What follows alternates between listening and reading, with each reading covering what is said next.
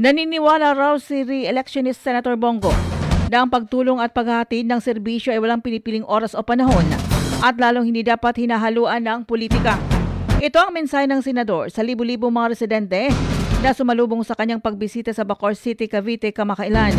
Kasabay ng mainit na pagtanggap sa senador, tiniyak din ni Senator Go na patuloy niyang isusulong ang mabatas na magsusulong ng mas abot kayang edukasyon, mas maraming trabaho at sapat na makakain para sa mga Pilipino. Bilang chairman naman ng Senate Committee on Health, kilala ang senador sa kanyang pagbibigay prioridad sa paglalapit ng medical services lalo na sa mahihirap. Sa kabila rin daw ng pinagdadaanan ngayon ni dating Pangulong Rodrigo Duterte na kasalukuyang nasa the Netherlands, hindi raw titigil sa pagtatrabaho si Senator Bongo. Unahin ko parati ang kapakanan ng bawat Pilipino at unahin ko yung mga programang makakatulong sa mga mahirap nating kababayan. Hindi po ako politiko na mangangako, gagawin ko lang po ang aking trabaho sa abot ng aking makakaya. Unahin namin yung pagsiservisyo. Walang politika po sa pagsiservisyo namin.